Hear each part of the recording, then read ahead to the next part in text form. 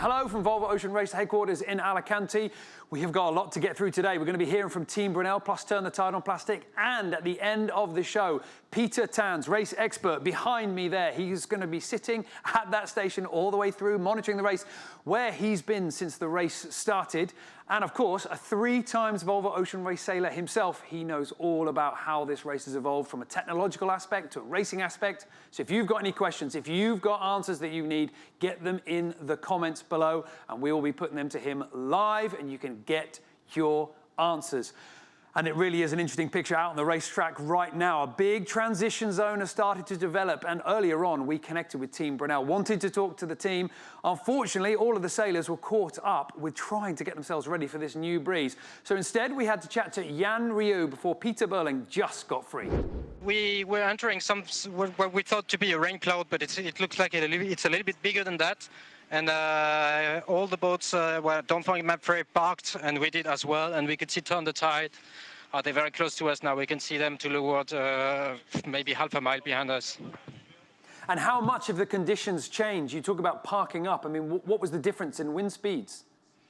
We were still sailing 18 knots or something like that, with 18 knots of wind speed. And then when we entered this zone or this rain cloud, we went. The wind has dropped down to 3 knots. Now we have a little bit more, and now we have about 8-10 knots, I would say. But lots of maneuver on the deck. A little bit like in the doldrums, actually. Well, we're seeing the images at the moment from the stern camera, and I'm seeing a difference in what the sailors are wearing. I'm guessing that some people were called up from their bunks. Exactly. You can see Pete. He didn't really have the time to put the right clothes for this call. He's just called on deck, and he had to go and grind. Yeah, and if I could just ask you, Team Brunel have been leading since Hong Kong, but now the race is pretty tight. What's the atmosphere like on board? Well, the atmosphere is very, very good. I think the guys are very happy to show and to see that they can. I mean, they are up to speed compared to the leading boats, and they think it's very promising for the future.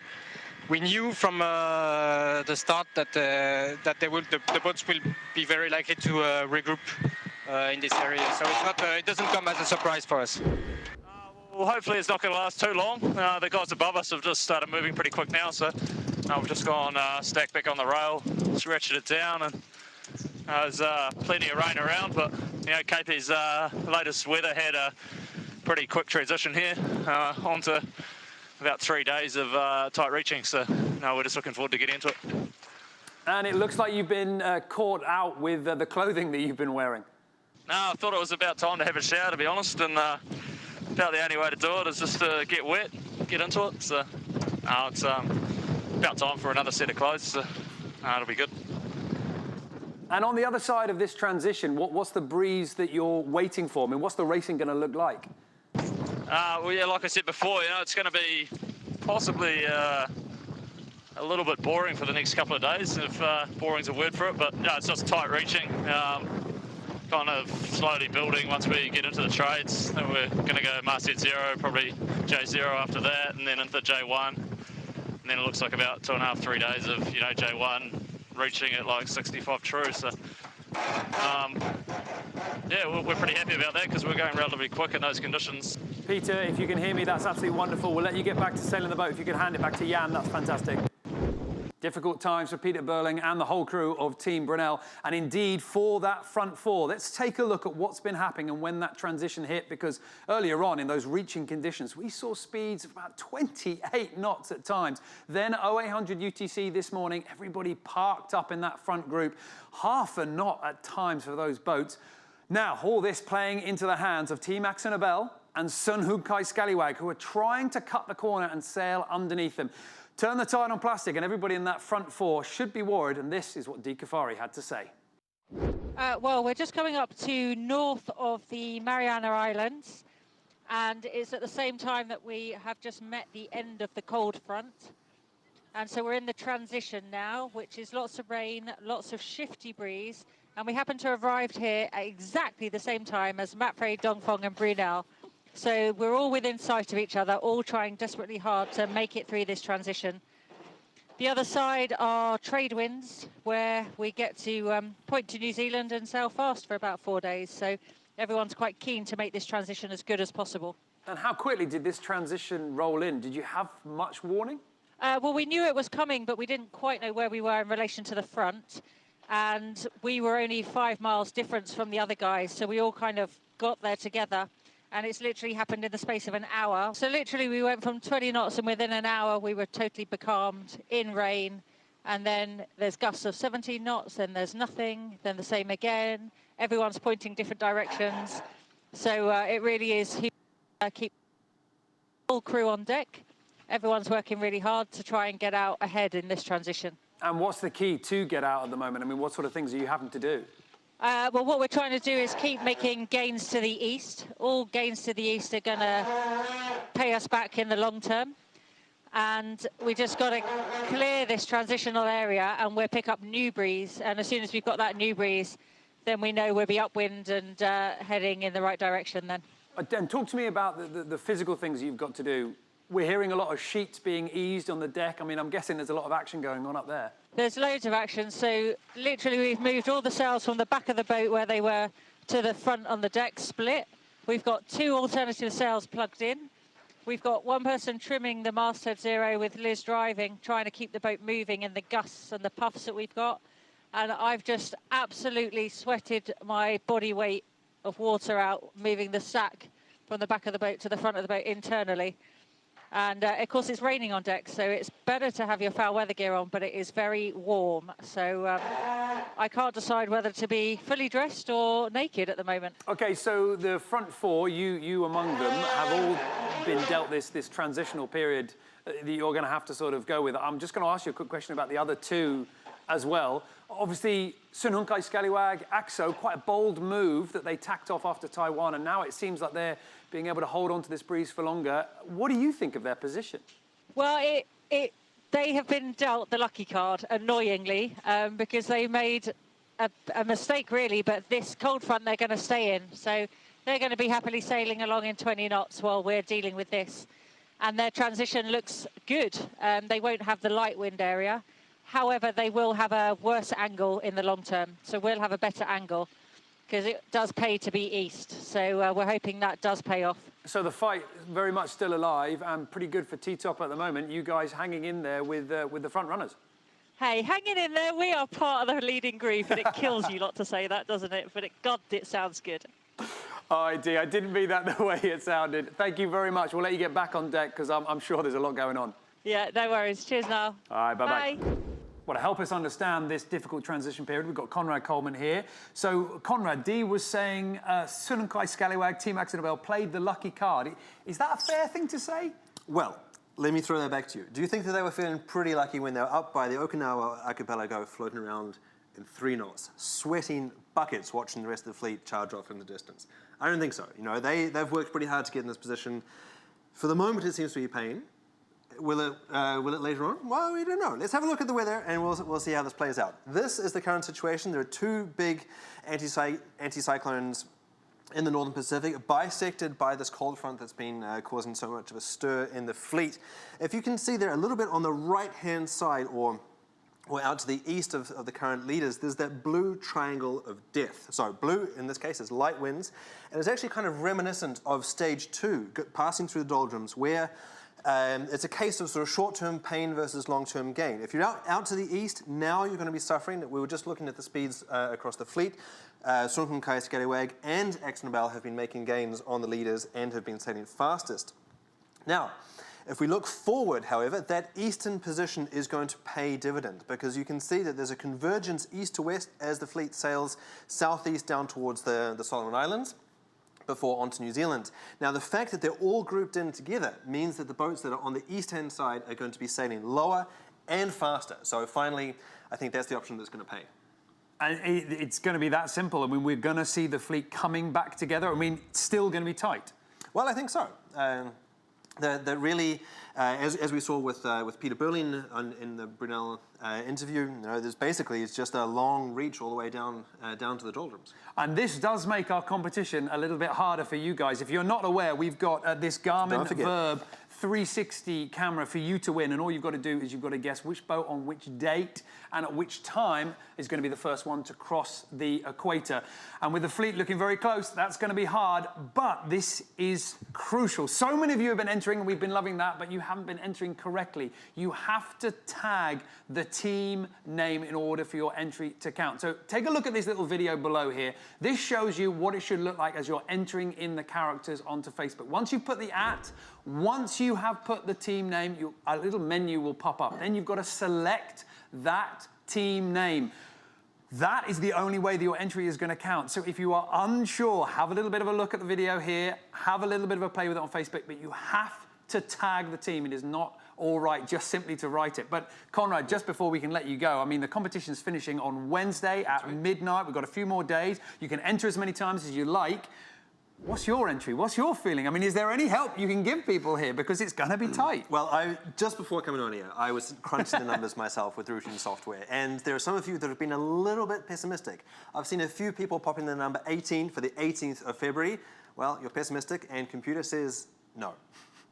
I think there's going to be around UTC early morning, mid-morning on maybe the 16th. So I hope I haven't given the game away completely, but I think that if you can narrow down your options and indeed enter correctly, then that's going to make the game a little bit more fun for everybody. Okay, and don't forget that if you get a tie, if you get the same guess as somebody else, the person who entered first, the earliest entry, will be the ones that win. So it pays to be quick and get your answers in. But you can answer as many times as you like. So start now and keep refining your answers as you go.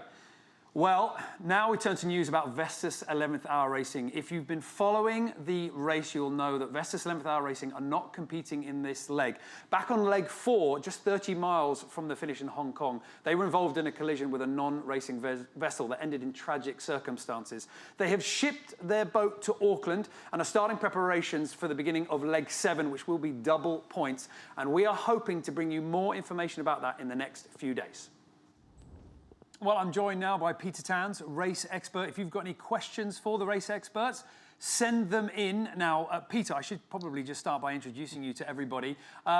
You sit here on this desk behind us here, monitoring the race. But of course, you know about the race from the front end. You did the race back in 89, 93, 97, and I think we've actually got a little bit of footage of you from the 97 race, Brunel Synergy. Just describe this moment. This is, we got second into Brazil with Brunel Synergy. That's a Whitbread 60 with, this is Roy Hines, skipper. This is the finish into Baltimore, where we won the leg from Fort Lauderdale to Baltimore. So that was a big party in Baltimore after that.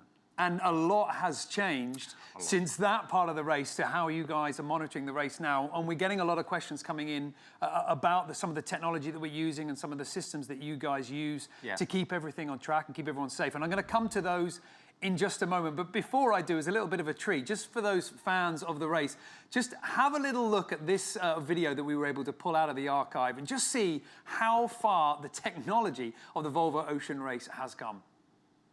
Most of the yachts have sophisticated navigational aids, and radio beacons on Cape Otway and Cape Farewell give them accurate bearings on their direction-finding equipment to help them through the poor visibility, low-lying coasts and treacherous currents, which make this the most dangerous passage of the whole race.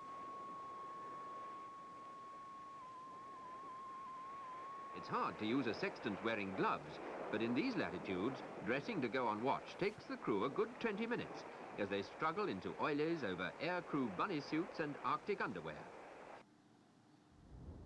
Okay, well, that is where we started from and where we are now with all the satellite tracking and everything. I mean, it's phenomenal. How often is it that the boats send information to you guys here at Race Control? We get it every 10 seconds. We get all the data. If we lose the link, then we move to 6 minutes. So the minimum length of time is 6 minutes and maximum is like 10 seconds that we get all the data of the boats. Okay, when you say all the data, what do you mean there? Well, it's just not just boat speed and wind speed and position, but also loads on the mast and the bowsprit and sea temperature, wave height, wave period, all sorts of stuff that we get. Okay, yeah.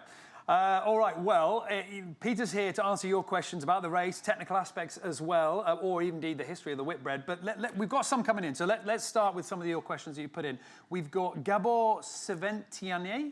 I'm going to think that's right. What is the red square on the tracker? Well, the red square on the tracker is the exclusion zone, and somebody else asked a similar question here.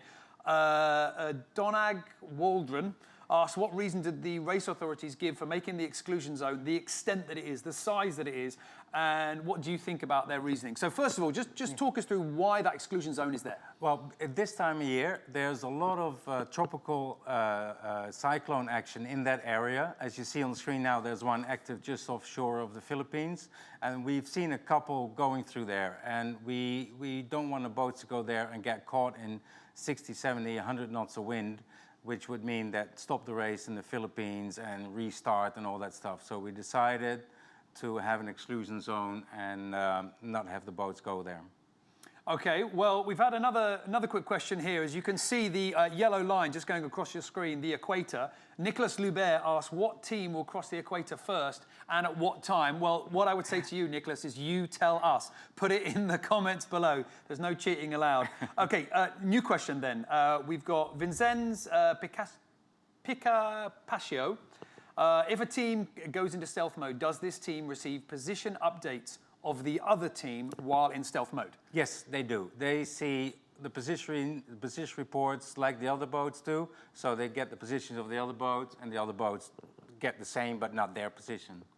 Okay, here's a little bit of a technical one, but a sailing technical one for you. Jack Heather asked, could you please explain the tall black dagger boards just forward of the mast, how, when, and why they are used? They are used because the keel is canted, so it goes to one side. If the keel is fully canted, you would have a lot of leeway if there was not a dagger board there. Like on a dinghy, you have a dagger board as well to keep the boat from going sideways. And so they use it mostly in upwind conditions, reaching conditions, but in downwind, you see that both boards are up. And it's always the leeward one that's down.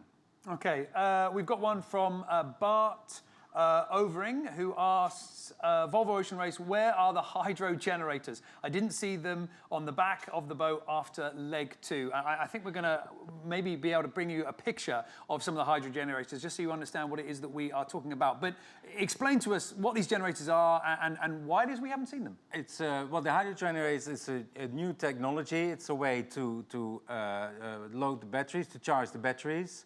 And we've been testing them in leg 1 and 2. And that's a new technology that still needs to be developed more and more because of the high speed of these boats. But they are on board, and in certain legs we will start using them if the technology gets more and more advanced and stronger. Okay, well, let's talk about some of that advanced technology here, because I'm wondering if you could just explain to us a little bit. We do all the live link-ups with the boats and video calls. In fact, you know, the teams send in video, emails, photos, everything comes off the boat, but it's quite a sophisticated system. We're just seeing some images here of the domes and the satellite system. Just talk us through it. Yeah, we have, at the moment, the boats have 3 domes. The big one down below is the 500. That's a fast dome, that's fast link up to the satellite. So that's mostly used to send the video footage. The other 2 domes, they're called the 250. They're a bit slower and therefore a bit smaller and lighter. And they're on all the time, so we can see their telemetry data and we can give them a phone call if there's a problem, or they can call us if there's a problem. So that's the 3 systems that we have, and that's the latest Inmarsat technology that's being used. Okay, and with these sort of systems, it would be fair to say that as sailors and as followers of the race, we've almost taken it for granted that yes, we can dial into the boats whenever we can, because I'm guessing, you know, back when you did the race, this was not the case. No, the first time I did in '89 on Equity and Law, we didn't have anything like this. We had an SSB radio, and twice a day we would call in to another boat. One boat of the fleet would be the daily reporter of the day, and we would call in our let and long and to say that everything's well on board, and they would, after collecting all the data, would call race headquarters and give the let longs of all the boats. And sometimes you would not be able to make a connection because it was SSB technology, is old school stuff.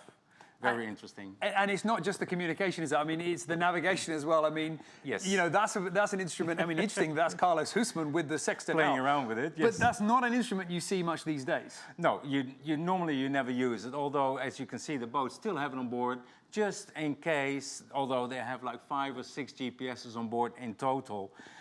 If you would not have any power, nothing whatsoever, you still have a sextant to They still carry them in this edition? They still have them on board. And do the navigators and the sailors, do they know how to use them? Yes, very simple, really. It's very simple. Okay, well, I'm going to put my hand up and say that I do not know how to use it. So they're doing much better than me. It's not easy, but because the boats are moving around a lot, so to get a good sighting is very difficult. All right, okay. Well, we've got another question here about exclusion zones. Sophie Cornelia asks, will there be an exclusion zone in the southern hemisphere for the cyclone that we can see in the map? Basically asking future exclusion zones, is it possible just to roll them in? Yes, it is possible. If something comes up, then we can put in an exclusion zone, and we'll tell the boats that we've implemented it, but we'll give them fair warning, of course. And we are monitoring that constantly, and we're even giving boats the information at the moment, what the from the latest information that we have.